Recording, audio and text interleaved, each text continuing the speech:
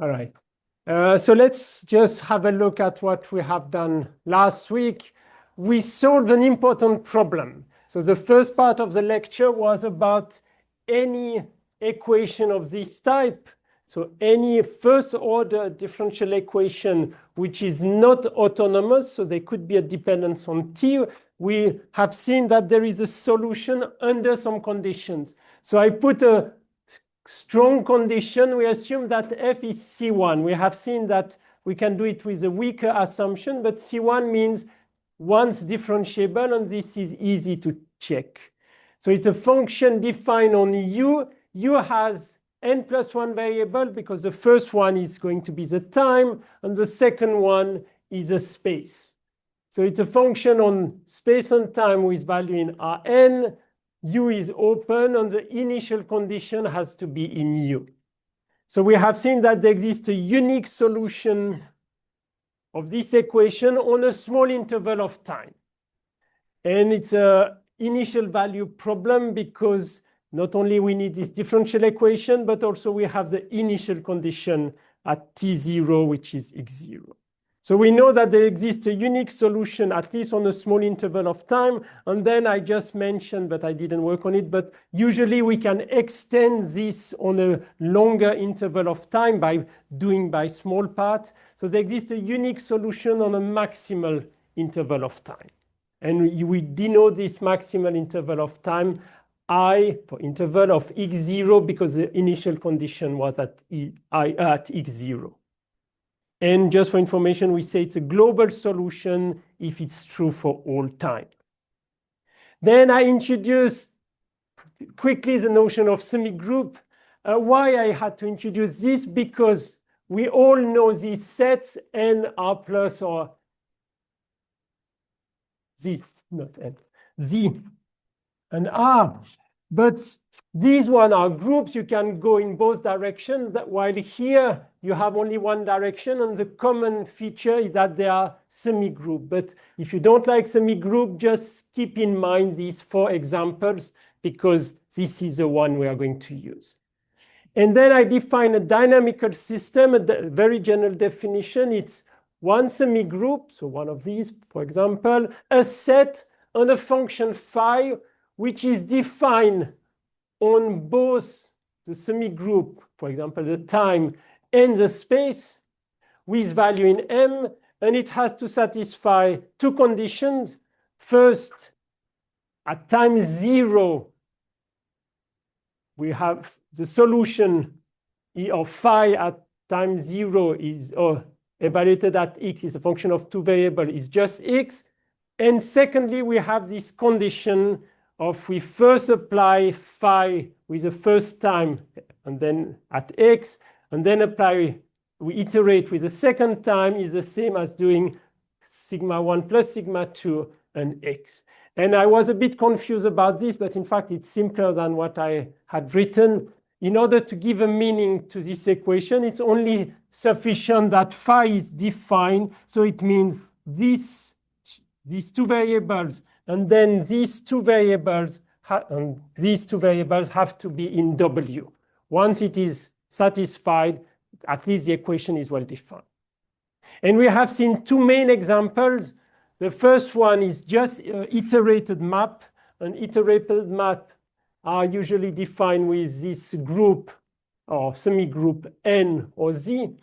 And also a second main example, and today we will mainly work with this one. It's the flow of an autonomous first order differential system. It's important that it's autonomous, so it means that F does not depend explicitly on T, because otherwise this condition cannot be satisfied. And in fact, we have a nice report about this on the website. So it's really important that it is autonomous, otherwise it doesn't work. If we consider the semi-group Z or N, we say that it's a discrete dynamical system, discrete time dynamical system. If G is R plus or R, we speak about a continuous time dynamical system. And today we will mainly from now on, we will only deal with these 4 cases. And even today it will be mainly R plus or R. And if G is a group, so for example, Z or R, we speak about an invertible dynamical system. Right. And then I introduce this notion of orbit. So what is the orbit? Is pick a X, initial condition, and apply all possible, I use sigma, but you can also think about T, all possible time. And this is called the orbit.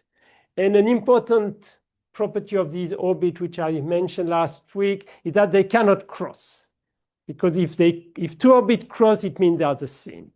So it means when we draw a dynamical system, so we draw a curve which represents the evolution of this point, and if we draw other curve, you cannot have one curve which is like this. This cannot happen. They are always non-intersecting. It can be very complicated, but they cannot intersect. Okay.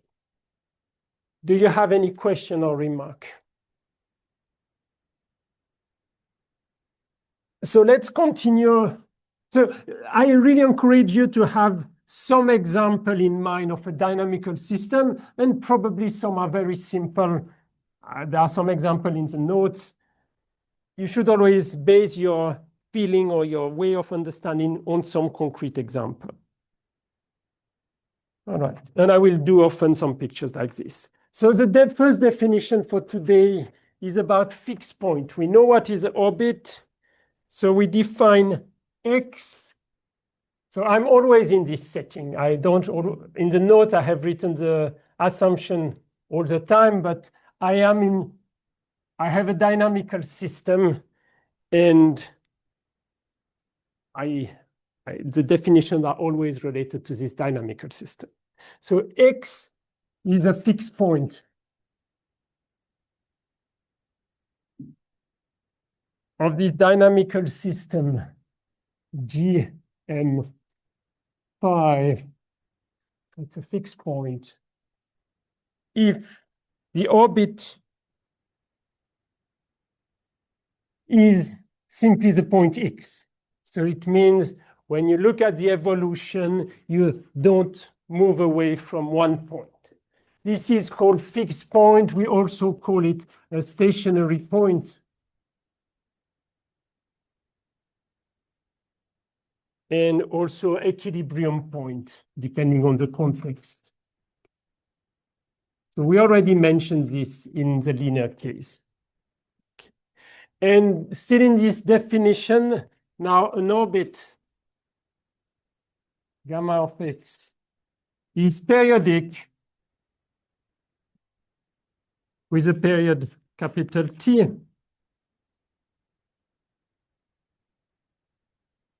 Bigger than 0 if gamma of X plus T, no, if, sorry, not gamma, if phi of T plus T, or sigma, I should use sigma, X is equal to phi of sigma X. So what does it mean? It means on your dynamical system, you have something of this type. You come back to the same place, so you have the same point, phi sigma X, and it's the same as phi of sigma plus Tx. So this is a periodic orbit. Right.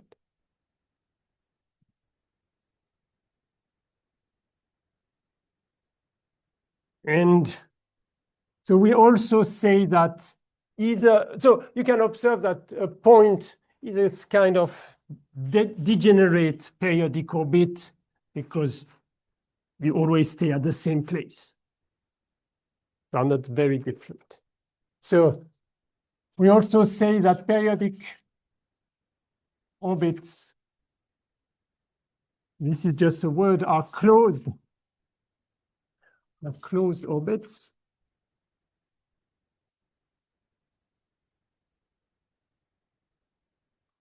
And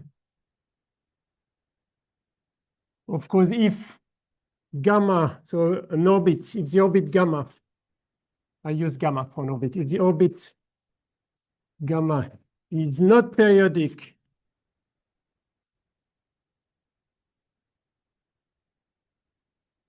and not reduced to a single point, so it's a stationary reduced, we say that the orbit is not closed. The orbit is not periodic and not reduced to a single point. Gamma is said to be non-closed, a non-closed orbit. We don't have so many alternatives. Either it's a point, or it's a periodic orbit, or it's something which never ends, as long as it is well defined. Okay. The best case, this is just a remark. If I already mentioned, if the interval of time on which you can define is the entire line, or in the discrete case, if it is, because I want to deal with the two cases simultaneously, if the set of point for which, or the set of value of the group for which you can evolve your system is Z, then we say that then the orbit, we say that the orbit is complete or global, I already mentioned. And if this is true for all x, this is the best situation. And if this happens for all x in your set M, then the best situation is that phi is defined on W with value in M, with this W equal to the entire group times M. It looks complicated, but in fact, it's not. What is it? Start with an initial condition. Usually, the evolution can be defined only on a certain interval of time. Maybe because after something happened and you have a singularity, your system is no more defined. This is true. You know that this is true. It's well defined for all initial conditions, but on a small interval of time. Now, what I have written, this is a continuous case. If you want to deal with a discrete case, you just replace by dots. What is the best situation is when you can extend all these orbits for all time. And then it means your system is defined for all points and for all times. This G is either R or Z. The best situation is you can define your dynamical system for any initial condition and for all time. This is the best situation. Usually it's not the case. And be careful about one thing. If it is not global like this, you may have some points where the orbit is becoming smaller and smaller. So you cannot be sure that you always have an interval of time of length epsilon. Because if you have an infinite number of points, let me draw a picture. Let's say for the first one, you have a long one. Second one, you have a shorter one. And shorter, and you cannot be sure that at the end, it can reduce to a very, very short interval of time. So you have no uniformity. Be careful about this. But of course, this is some pathological cases. Okay, so these are just some words. orbit which reduced to a single point, a periodic orbit, a non-closed orbit. And the best situation is when everything is defined for all t, or for all time or all z.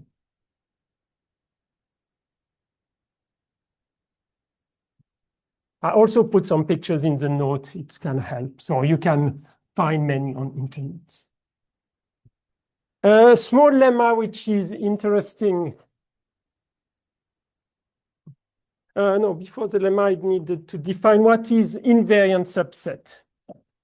Definition. What means invariant on this picture? A set is invariant if it contains a full orbit. So I need a new picture. Suppose all orbits just end up like this. It means they all finish in a box. Then I'm going to say that this set is invariant because everything finishes in this. So this is a notion of invariant. So a set U included in M is, I take the two direction of time, but is plus or minus invariant if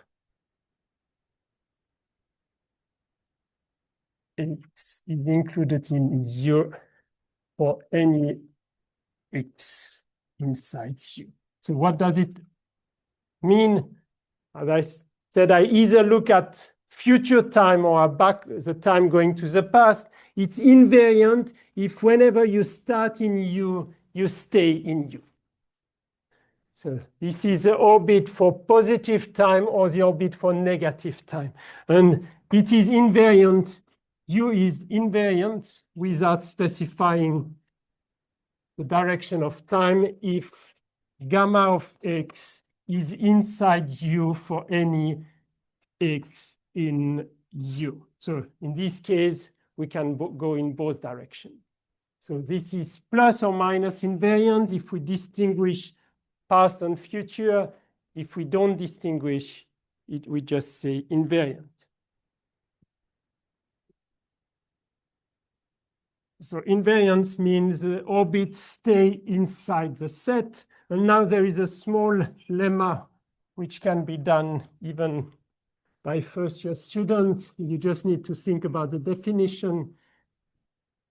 If you consider U and V invariant subset,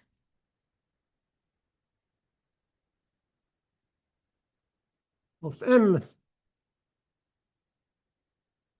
then we have the intersection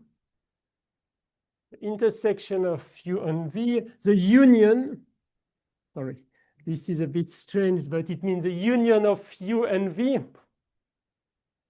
This is a union sign, so let me put this for U. The union and the difference, so U minus V, are invariant. And you can do the same if you want to distinguish past and future, you can put a plus or minus here. And there is one more property, the closure. U bar is also, but now you should complain. First, what is the closure? And I'm cheating because so far these U and V are invariant subset of M. If you take an arbitrary set, what does it mean to take the limit of any sequence? It doesn't mean anything. You don't have the notion of limit in an arbitrary set. Limit when X goes, let's say, to X0. This has no meaning. So in order to give a meaning to a limit, you need some structure on M or on U. So this is true, is also invariant for M, let's say, equal to Rn, then we are familiar. We can take a limit, and then we can define the closure, or more generally in a topological space, we can define the notion of closure.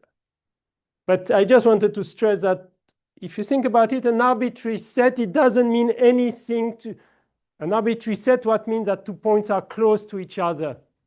It doesn't mean anything. You need to give a notion of distance or notion of something, notion of convergence in order to define the closure. So what we think about the closure, the limits or the boundary of our set. Okay. But here you don't need it. Now, if you want to think about the closure, you need a bit more, some additional structure. This is just a small exercise to check this. So it means if you have two sets which are invariant, their union is also invariant, their intersection is invariant, the difference, so one minus the other one, is invariant. And if we are in Rn, you can think about the closure.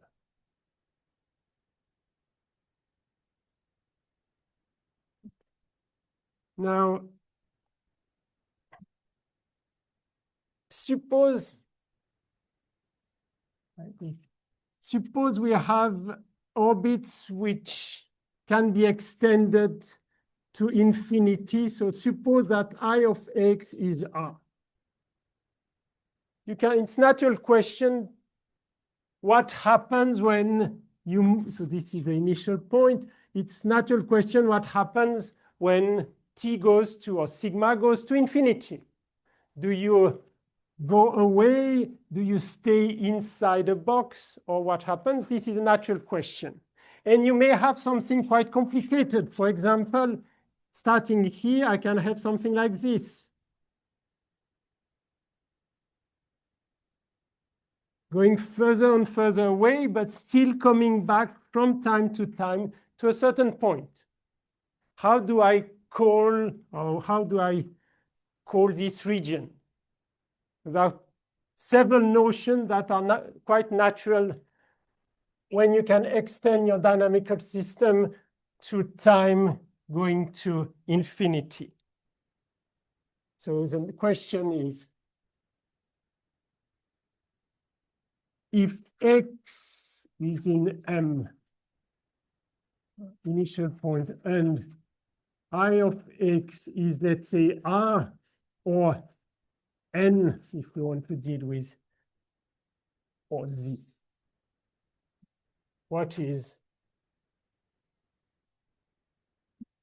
the evolution sigma x when sigma goes to plus or minus infinity? I use sigma because if I put a t, it's not completely natural for integer. But sigma can be both t for real or n for an integer. So what happens to this when sigma goes to plus or minus infinity? For example, does it stay bounded? Do we have something like this? So there is a first definition related to this. The limit set omega x, so this is a new name or the new definition, the limit set omega plus or minus of x of the orbit gamma of x is the set of y in M such that exist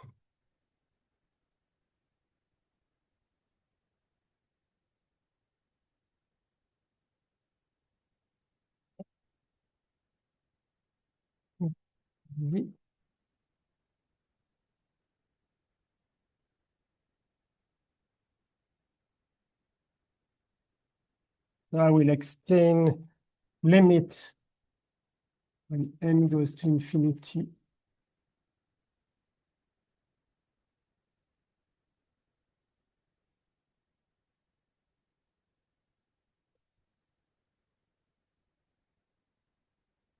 There is one more thing I did not write.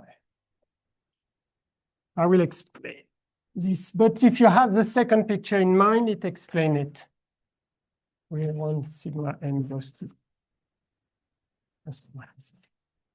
So we call the limit set the set of an orbit, the set of points that you reach when time goes to infinity.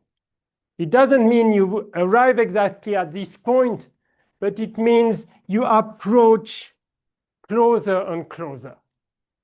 So my picture, I'm coming, let's say, closer and closer to a point, and this is what I'm writing here.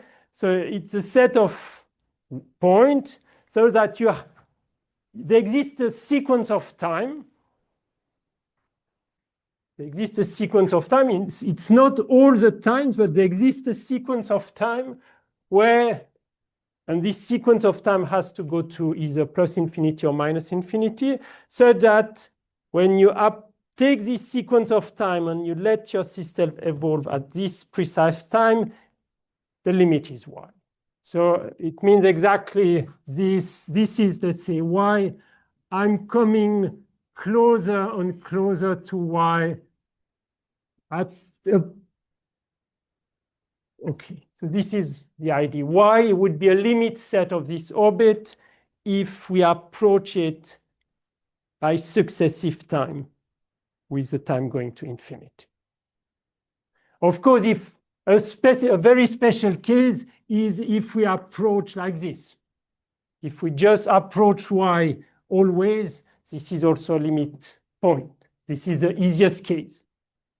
But we can have something which is more complicated, which is the one I have written there. So this is the notion of limit set.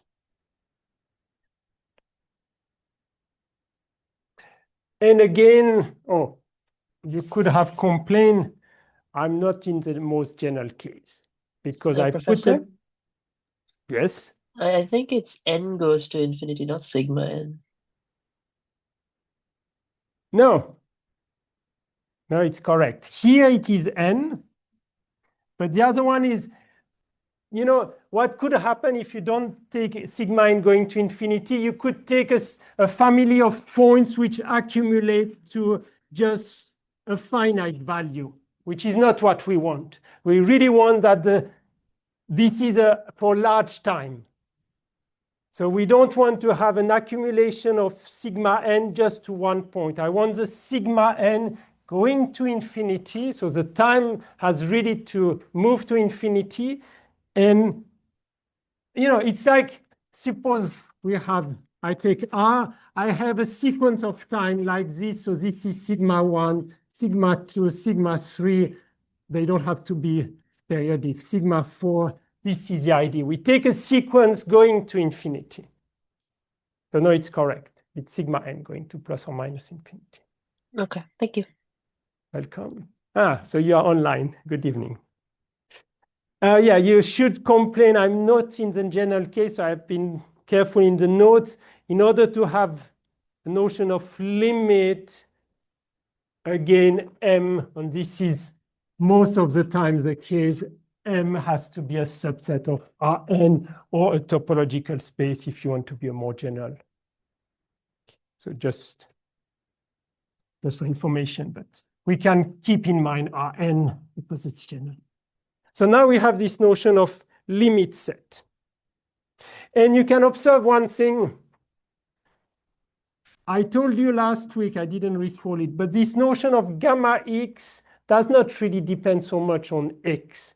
If you take an orbit, so if you start at x, and the orbit, this is gamma x, so the set of points.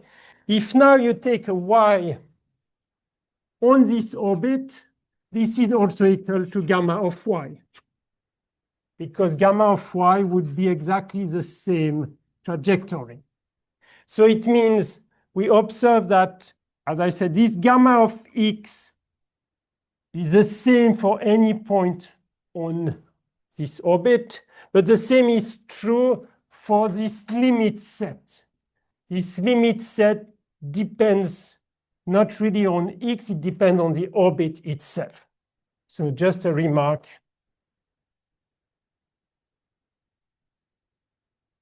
The limit set omega plus or minus of X, I have two sets. They depend on the orbit and not really on X. The sentence is a bit strange or a bit weak. What does it mean? It does not really depend on X. I simply want to say that it's the same limit set for all points in the orbit. Of Can we course, maybe say equivalence class of X? Thank you. Yes, we have equivalence class of X. All points in an orbit can be seen as an equivalence class. Of course, this sequence sigma n will be different for different point, but you will still have such a sequence, maybe shifted by something. Okay, and there is a small exercise which is not completely easy. I consider omega plus or minus inside Rn. So I consider that we are in this framework. So I consider. And the thing is the following, that omega plus or minus is closed. And no, this is not so difficult. It's closed on invariant.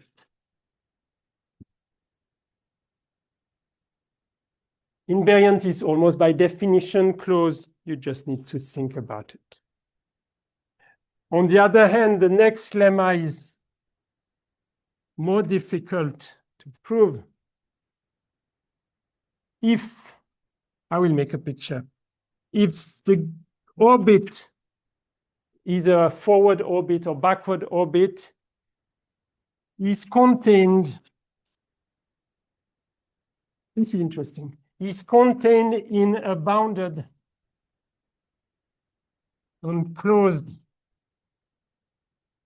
subset of Rn,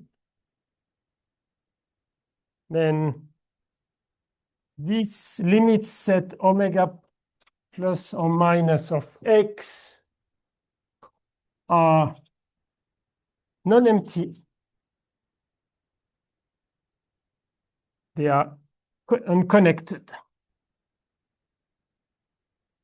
So think about it. This is not completely trivial. What does it mean? Again, I'm in the framework of Rn, otherwise it's a bit more complicated. It means, suppose that your orbit stay in a box, close on, so whatever it cannot intersect. No, an orbit can it intersect or not? Suddenly I have a doubt. No, probably not. No. So suppose an orbit is like this. So the statement is, suppose an orbit is contained in a bounded and closed set. So think about a box. Then the statement is that this set of limit points is always non-empty and connected. So it means there are points in this set which are limits of this orbit, even though the orbit can be quite complicated because nothing prevents me to come backward like this and then again forward, blah, blah, blah, blah, blah, blah. But there would be points which are in the definition of a limit set, which is not completely trivial, but it's true because we are in a bounded and closed set, which means a compact set. It's a compactness argument for those who know what it is. So if all the orbit is contained in a box, there are some points which are in the limit set. So that's all for the notion of orbits. all my pictures are with T or element of the group R, but in fact, it's also interesting to deal with iterated system where you only have points. And cellular automata are kind of discrete time dynamical system. Okay, 4.3, stability. We have already discussed a bit of stability in the linear case. In the linear case, we have seen that a point can be stable. So this, what I call the linear case is this equation, where A is independent of T. This is a linear case. We have seen that a point, or the point 0, is a fixed point, but it depends on the eigenvalues of A. And depending on these eigenvalues, you can have that this point is a sink, or it's a source, or it can be anything else. So we have seen this for the linear case. We would like to have also some notion of stability in this general framework. So what is the framework now? For this section, the framework is flow of an autonomous first order system.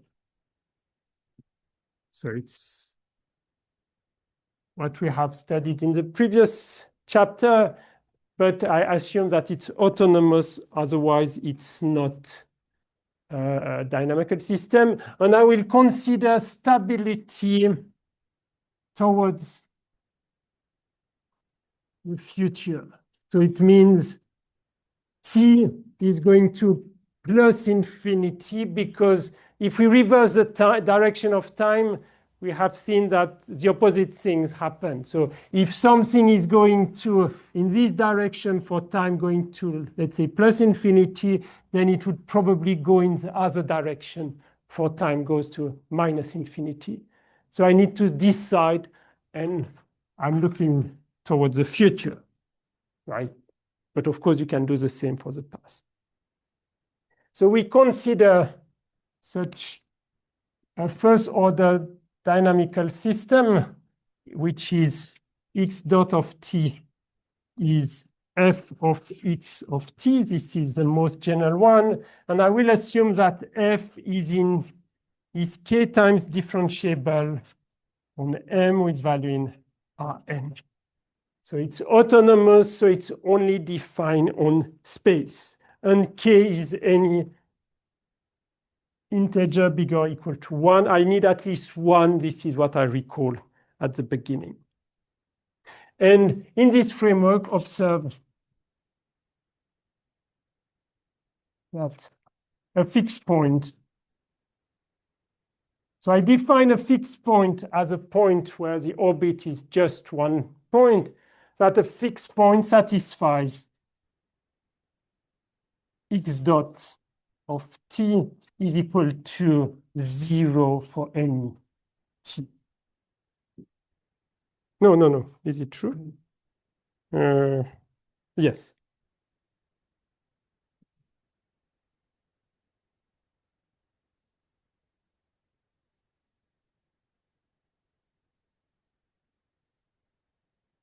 I think we called it equilibrium point. Yes, Maybe.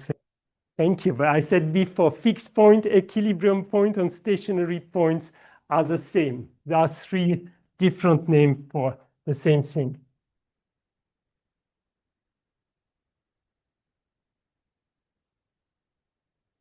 But yeah, a fixed point was defined as an orbit which just is one point. And now I don't see it, but it's equivalent to this, which surprised me a bit. Okay, so we want to study what happens to a fixed point. So we have a fixed point.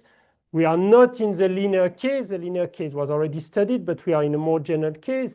And we want to study what happens close to it. And so there are going to be 3 definitions. The first one is the most general one, so the weakest one in a sense. So let me say it, a fixed point. And I call it x0. A fixed point is x0 is Lyapunov stable. So I will often come back to this name, Lyapunov. It's Lyapunov stable if, it's not completely trivial, if for any epsilon bigger than 0, exists a delta which is smaller than epsilon, but which is bigger than 0, so that for any x or y in the ball of radius delta centered at x0, one has, I will explain, one has pi of t itself, ty is inside this ball. So what does it mean? This is a very weak requirement. I will put x0 in the center for simplicity. We say it's Lyapunov stable, so x0 is Lyapunov stable if for any ball of radius epsilon, you can find a smaller ball of radius delta, such that if you start with an initial condition here, you stay inside the ball. Whatever you do, but you stay inside the ball. This is Lyapunov stable. So any point inside the yellow ball will evolve and stay inside the big one. This is Lyapunov. So for any epsilon, you can find a ball of smaller radius or maybe equal, so that you stay inside the initial ball. Okay. This is the first notion of stability.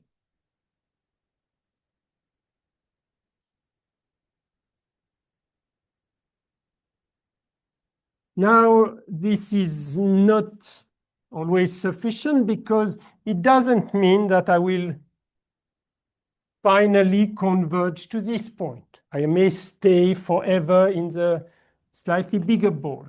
So there is a second notion of stability, which is stronger.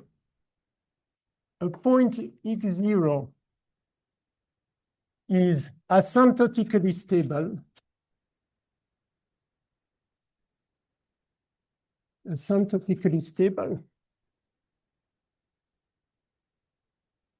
if first it is Lyapunov stable, it is.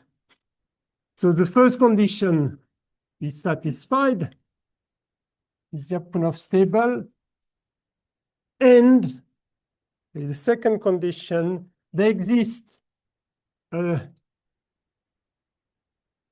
epsilon bigger, okay, maybe epsilon prime bigger than 0, so that for any y inside B epsilon prime of x0, the limit when t goes to infinity of pi of t y is equal to x. So what does it mean? I do a second picture for this notion. It means it is Lyapunov stable. But there is something else. There is a second condition. There is this new radius epsilon prime, so that if you are if you start in this, at the end, you end up at x0. You may think that, oh, do we need the first condition? This is a small remark. Do I need that it is Lyapunov stable, or is it sufficient to have the second condition? In fact, we need both. Because what could happen if we don't assume Lyapunov? It could happen that some points here go away for a long, long time, and finally end up here. But with the Lyapunov property, it's not possible. With the Lyapunov property, it means they cannot go away very far. I mean, they have to stay in one ball. So there is no, it's not, it is necessary, let's say it like this. It is, if I want to define the notion of asymptotically stable, we really have these two conditions and they complement each other. It's Lyapunov stable, so it means we cannot go far away. Maybe we can stay for a long time in this ball, and eventually we will reach x0. So it's a stronger requirement. Nevertheless, you don't have any speed. You don't know how long it takes to reach x0. So there is a third notion which gives you a notion of speed, because sometimes we need to know how long it takes to reach the stable point.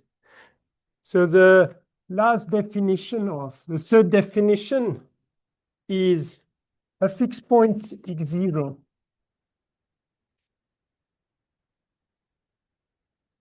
is exponentially stable. Exponentially stable. So we have now, it's more an analytical notion. If there exist three constants, alpha, c, and delta, all bigger than 0, such that if you start in the ball for any y in the ball of center delta, of center x0 and of radius delta, one has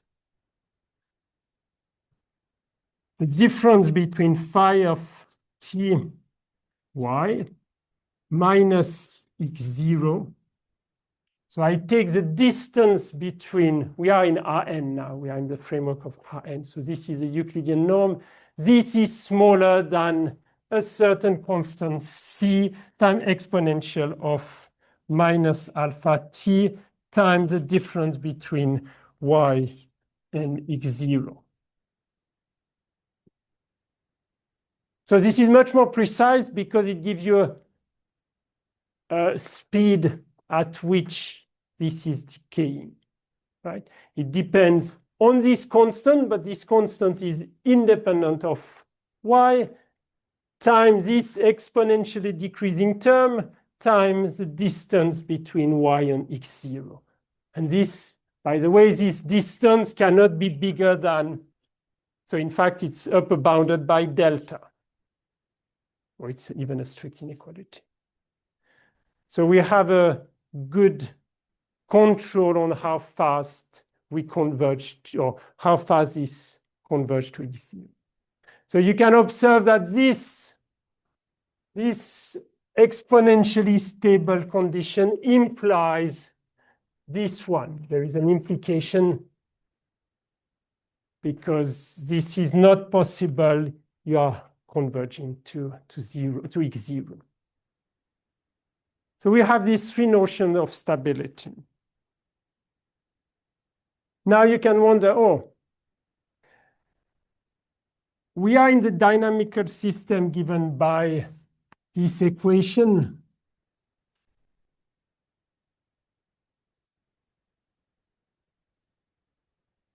Can I use a linear theory? In the sense that you probably know from calculus, locally a function can be approximated by its Taylor expansion, and the first term is usually the linear term. And we have already mentioned some result for linear theory. It was chapter 2. So can I use some information about the linear theory in order to study what happens around here? So can I approximate the function f by its linear approximation and get something? And of course, the answer is yes. So we are going to, I'm going to state a result which is not difficult. It's a bit of analysis. So that you will easily understand it. So the theorem, I consider f.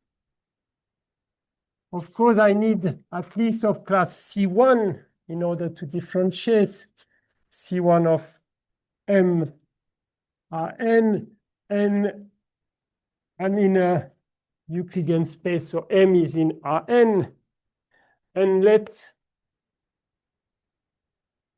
x0 be a stable point.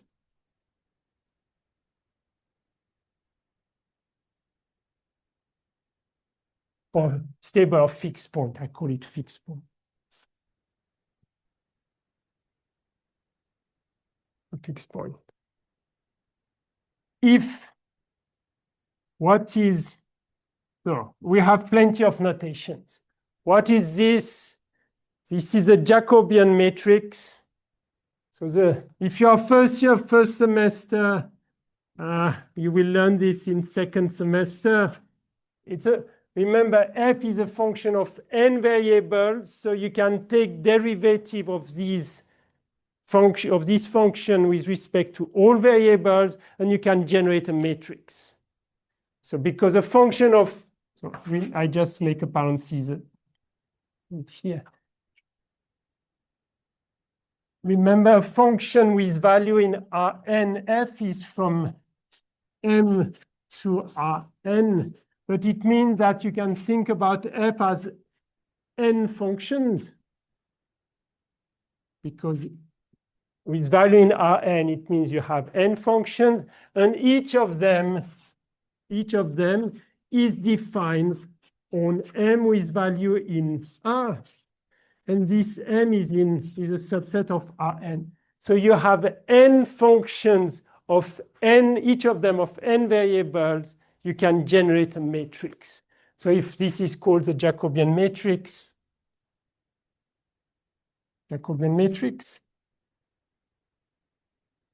it's a linear approximation of your function.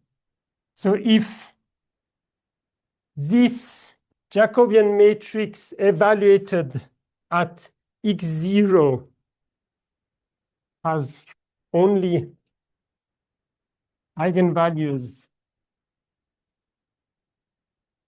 with strictly negative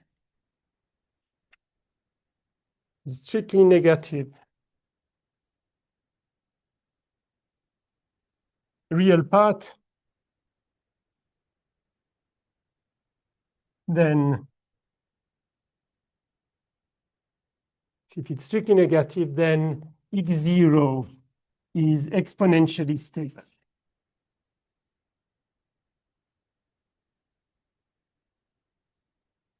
Which shouldn't surprise you, because we have seen in the linear part that if we have eigenvalues with real part which are strictly negative, we also have convergence to zero, or to zero, to zero in this case. Here, x0 may not be zero.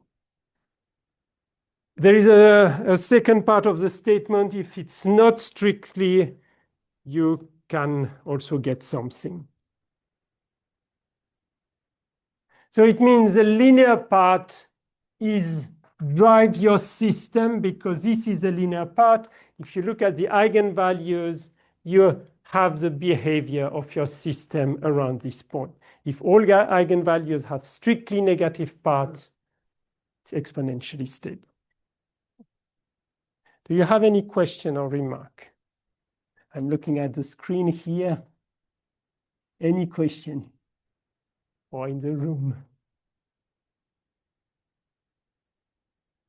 So try to, if I know it's quite dense, but keep in mind some pictures, some dynamical system, and we are now just discussing 3 different types of convergence to a stable point or to a fixed point. The first one is this Lyapunov, we just mean we don't go very far away. The second one is we don't go far away, but we finally end up at this point, but it may take a lot of time. And the third one is, we converge to this point exponentially fast. All right. Now, there is a thing I need to introduce, which is quite useful. It's called the Lyapunov function. How can you study? So I gave 3 definitions, but how can we study in a concrete case? And this notion of Lyapunov function, in fact, is rather deep. So I will explain. So let x0 be a fixed point. I consider a fixed point, and I defined a Lyapunov function for a Lyapunov for x0 function for x0. So it's a function which allows me to study what happens at x0. It's a continuous function. It's a continuous function which is defined around x0. So I call it L. It's defined on an open ball around x0 with value in 0 infinity. So for now, it's a positive function for some epsilon bigger than 0 and satisfying 2 conditions. There are 2 conditions for this to be a Lyapunov function. Its value at x0 is 0. This is the first one. L at x0 is 0. This is the first condition. But the second one is that I look at this on a trajectory. This is bigger or equal to.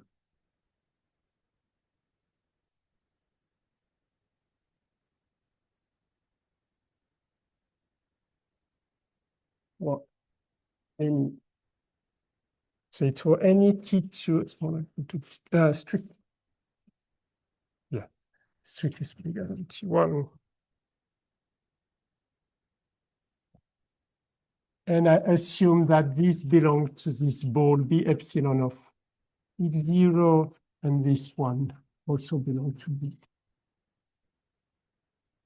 So what does it mean? This function is defined close to the point. So the function, again, I put x0 just in the center. I define a ball. The function L is defined on this ball. And it says, take x such that the evolution of this x to 2 different times is inside the ball. So consider this. And I consider a first time T1 and a second time T2. And the condition to be a Lyapunov exponent is that if T2 is bigger than T1, then the function takes a smaller value. So it means this function is decreasing along the evolution. You can think about this decreasing along the evolution.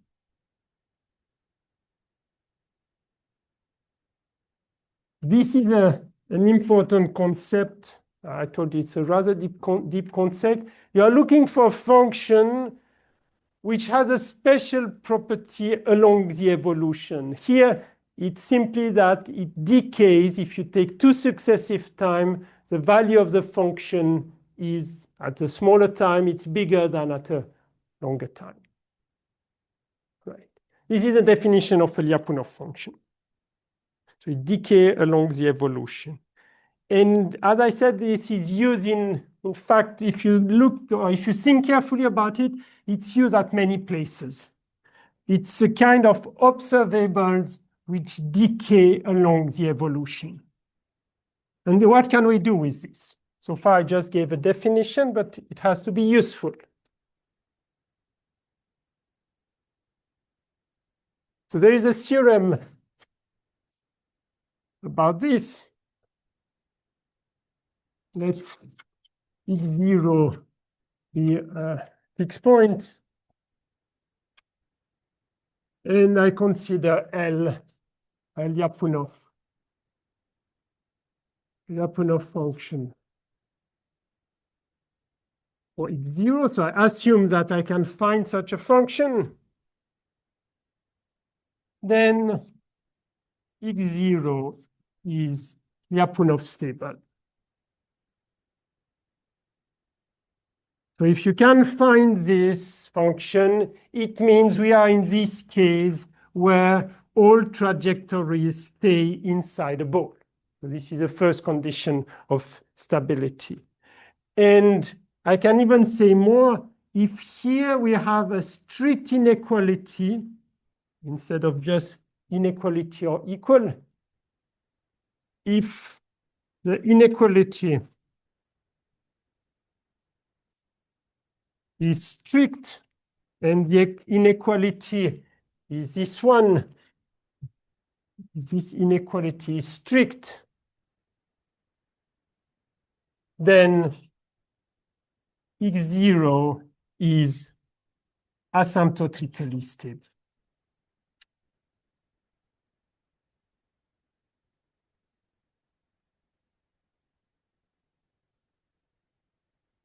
So what does it mean?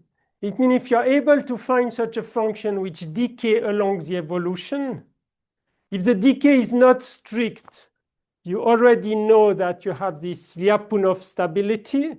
But if you manage to have a strict inequality, so if your function is strictly decreasing along the evolution, then it means eventually you end up at the fixed point. So finding, yes. Wouldn't that imply that if you take any two orbits inside this delta ball, they would intersect at x0? No, two orbits, you know, we already mentioned two orbits are not allowed to intersect. So this is not possible. It's independent of what I'm saying here. Two orbits cannot intersect. And there is no contradiction. This is a function taking value in R. So it's like, I like this word observable. You are on your dynamical system and you have an observable which is decaying along the evolution. So if somebody is interested, Hevidu, you haven't submitted any report, so you can study the proof of this. I guess I have written the reference in the notes. Thank you. Okay, thank you. No, orbits cannot intersect. This is something basic. Now, there is a second result related to this framework. So I write similarly because the proof is similar. The statement is just a bit different. It's another theorem. If L is still a function defined on U, is value in R. Now it's a bit more general. I don't need that it's strictly positive or zero. I just take it, it takes value in R, is continuous and lower bounded. Oh, lower bounded, this should remind you something. Lower bounded, what is this? Bounded convergence theorem. When you have a sequence, well, this is first year thing, when you have a sequence which is upper bounded or a sequence which is lower bounded, it converges. It's a monotone convergence theorem. It's behind this.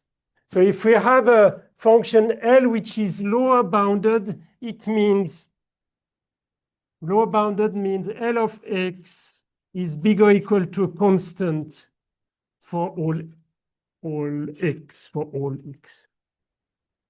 This constant is independent of x. So if the function is lower bounded, which is like this, or bounded from below, it's the same. So if the function is continuous and lower bounded,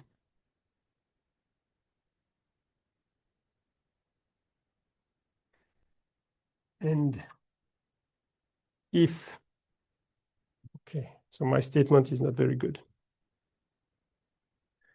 And if, let's say again, L of phi of T1x is bigger or equal to L of phi of T2x. Whenever this is in U, this one is in U, I have to be in U in the subset U simply because L is only defined on this. For T2 bigger than T1. So it's the same idea, something which decay. I don't need that it is bounded below by 0. It's a bit more general. So if we are in this setting, then L is, oh, no, I missed a condition, sorry. This U is not arbitrary. This U is,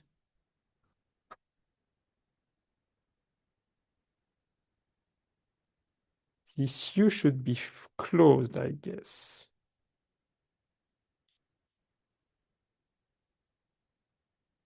I guess it's closed, but now I'm no more sure. Okay, there is something but the idea is still the same. We have our fixed point and there is a U and the function is decaying along the evolution. So this is the same thing. Then L is constant on the limit set of X intersection with U. Maybe not, maybe because of this intersection. So what it is, okay, sorry. It says, okay, it's more general. It's not, there is no fixed point here. I'm more considering all the limit set. So it's more general. Yeah, that's it. It's more general. It's not only a fixed point. What is a statement? If you have a U on which this function is this function L is decaying, and this function is lower bounded.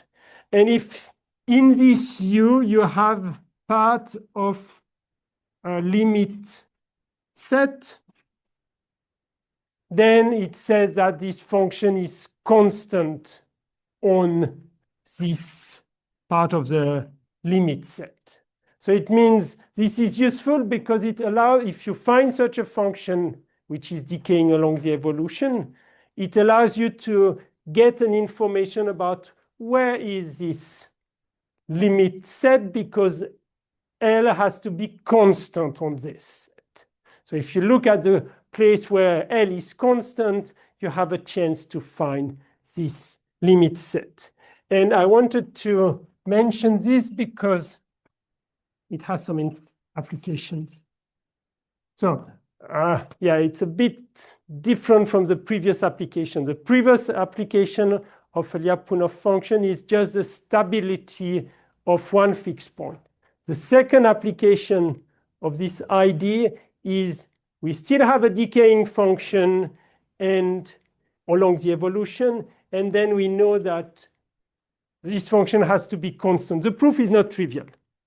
It takes a few pages to prove it. But there is a nice corollary or a nice consequence of this. In particular,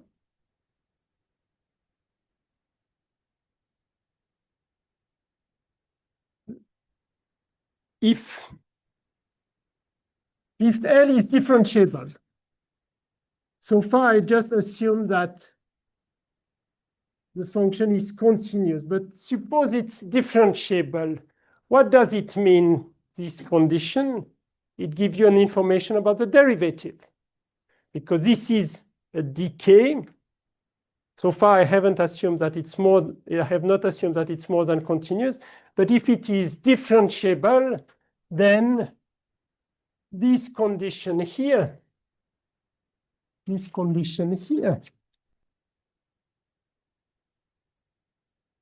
is equivalent to the derivative with respect to t of L of phi of tx is smaller than 0.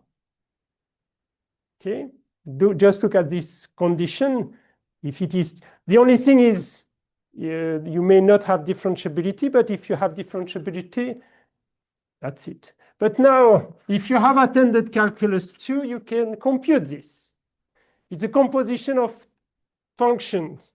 So you asked me the question today, this derivative, it's a composition of two functions. It's a gradient of L evaluated at phi of t x, gradient of L evaluated at this, scalar product with derivative of phi at tx. This is something we learned in calculus 2. This is a derivative with respect to time. It's well defined because this is a vector. You have n components. This one has n components. So this is a scalar product. You can write it. But now what is this guy? This guy, we are dealing with a first order differential system. So this is nothing but f of phi of tx, right? So we end up with, this is gradient of L evaluated at phi of tx, scalar product with f of phi of tx. Okay, and now let me put the two functions or the two phi together. So we get this is equal to gradient of L scalar product with f evaluated at phi of tx. And I know that this is smaller or equal to 0, right? This has a name. This guy has a name. This is called Lie derivative of L along L. Okay, so this is just a computation. We have a decay on continuous function. If the function is differentiable, I can compute the derivative. The derivative is negative and is equal to this. Okay. Now what can you say with this? If this gradient of L f is equal to 0, because this is a stronger assumption. If this is equal to 0, what does it mean? It means the derivative is 0. If we have this, it implies that L is a constant, of motion on all orbits. This is easy to observe. Look, if this guy is 0, because it's a derivative of L, it's derivative of L along an orbit. If it is 0, it means this quantity is constant along an orbit. It's a constant function. Its derivative is 0. So it means, it doesn't mean L is constant everywhere, but it means along each orbit, L takes a constant value. That's it. And this is just by this computation. But this is a very strong requirement. But there is another thing we can observe. So this is the first thing. Now, if I don't assume that it is 0, I want to keep the theorem. Okay, so let me just erase these two lines here. Now, if I don't want to assume this, but by the theorem, by this theorem here, by the theorem, the omega plus minus limit set are contained on the 0 level set. I will explain 0 level set of gradient. What is this 0 level set. This is also something you learn in calculus. So what does it mean? Look here. We have seen that in this framework, L is constant on this set. So if it is constant again, it means its derivative is 0.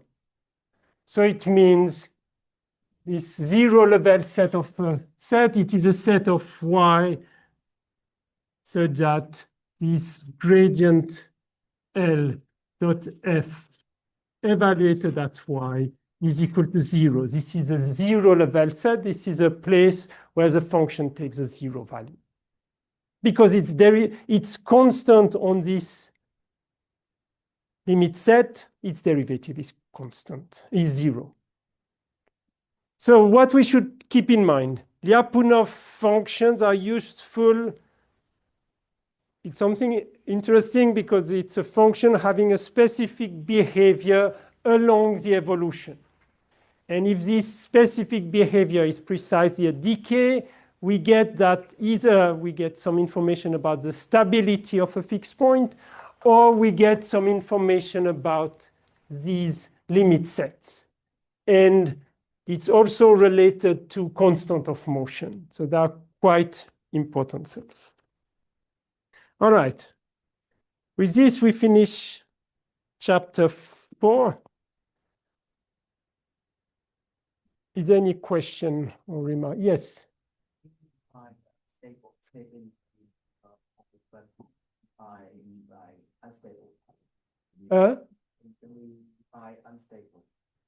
Yeah, we will come to unstable things later. We start by, the last part will be about unstable points and about chaos or things like this. So yes, we will come to it. But in a sense, okay, I didn't go in this direction, but we approximate at a stable point, we approximate with this linear approximation. And I said, if all eigenvalues have strictly negative imaginary real part, then we converge. But you can reverse the statement. If all eigenvalues have strictly positive real part, we have a source.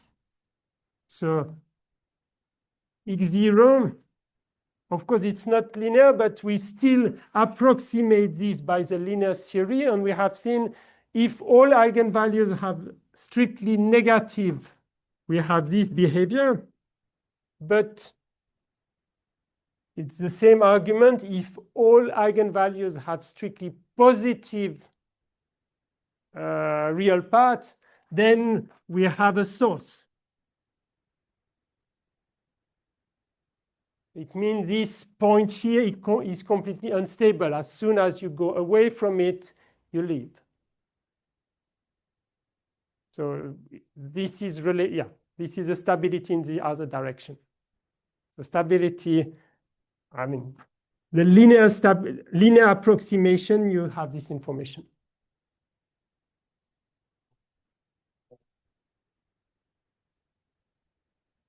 Okay, then if the eigenvalues have not a real sign, a real part which has a definite sign, or if you have some imaginary part, it's much more complicated. The imaginary part usually makes you turn around. And now if you have one eigenvalue which has a strictly positive part and one eigenvalue which has a strictly negative real part, then you have to decompose into the different region. So it's only if all of them have the same real part that it's easy. Otherwise, we have decomposed this into the stable part, the unstable part, and something else, the critical part. So it also applies locally around any fixed point. Okay. But we will come back to these kind of things later. The next section or the next chapter is only in dimension 2 because its dimension 2 is a bit special. And I will be more precise next time, but what makes dimension 2 special is that if I draw a closed curve, there is something inside and something outside, and you cannot go from outside to inside and vice versa without crossing this closed curve. While this is not true in R3, if in R3 I define a closed curve, that it doesn't mean anything. It doesn't imply anything. You can go through it. You can, okay, you see the difference. So 2 dimension, there is this, and it has a name, and I will mention it next week. You have this very strong restriction. A curve separates the space into 2 or more parts. If your curve is like this, it's more than 2 parts, but a non-intersecting curve, closed curve, separate into 2 parts. So we have some results which are valid only in dimension 2, and it's worth spending some time. So this is chapter 5. We will probably finish it next week. Chapter 5, it's examples in R2, because it's a bit special. And the first one, or the first section, I can still do it, is in fact the 1D Newton equation. Why 1D? Because it's a second order. So if I use a trick, I will recall it becomes a problem in 2D. So I consider f from R to R, and I consider the equation x second derivative at time t is f of x of t. So this is a second order autonomous equation. It does not depend explicitly on t. I can write it as a first order, but of dimension 2 system. We have, if I just set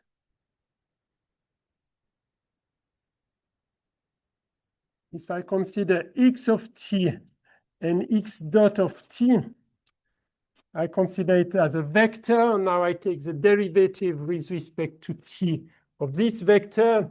This is equal to x dot of t. This is equal to f of x of t. So it means I have written this second order into a first order differential system, which is two-dimensional in R2. Okay, so we are exactly in this chapter in R2. And if I put initial condition for the initial condition,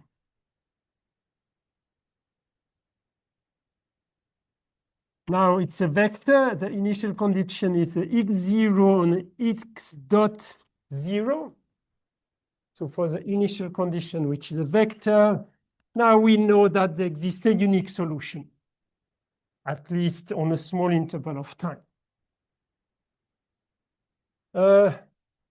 No, I need to say something about f. F is probably C1. Otherwise, I don't have this.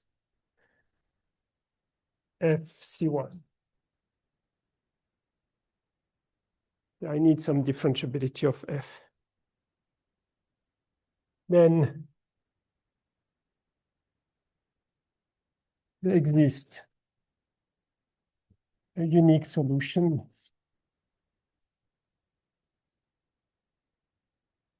And I will directly consider a unique maximal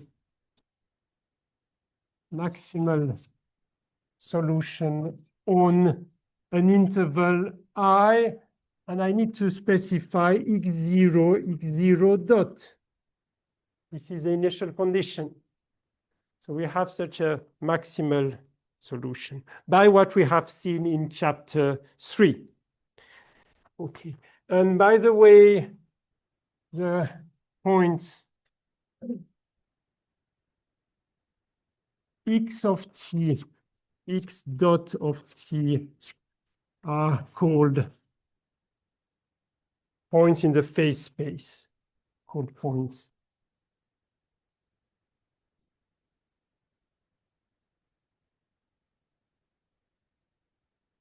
Okay. What can I do with this? I'm going to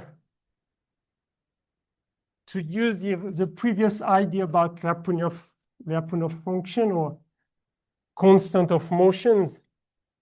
So I'm going to set, of course, this is something you have probably done in physics. If I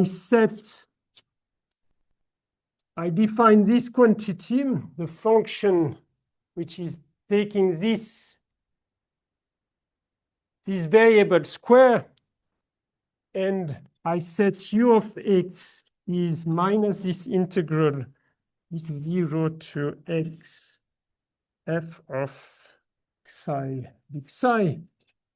So if you define these two functions, then the function, I define a function of two variables. The two variables are x and x dot, and it's given by this plus u of x. Then this function is constant along the evolution.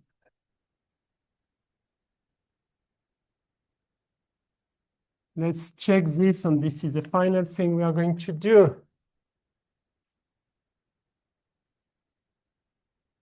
So I need to check that it's constant along the evolution. So it means take x dot of t solution of the differential equation, which I have just erased. Then if we compute L of x of t, x dot of t, and I take its derivative with respect to t, so it's a function of these two things. This is d over dt of 1/2 x dot of t square plus u of x of t. Take this derivative, it makes x dot of t, x dot of t. This is derivative of a square. Now, what is the derivative with respect to this variable of this expression? It makes minus f of x of t dot x dot of t, because I differentiate with respect to t. You factor the x dot, and you find that this is x dot of t minus f of x of t, which is exactly our initial equation, which makes 0. Okay, so what does it mean? It means this e of t is a constant along the evolution, and its derivative, so it's a constant. And of course, it has a name that you already know. It's called energy. And this t is the kinetic energy.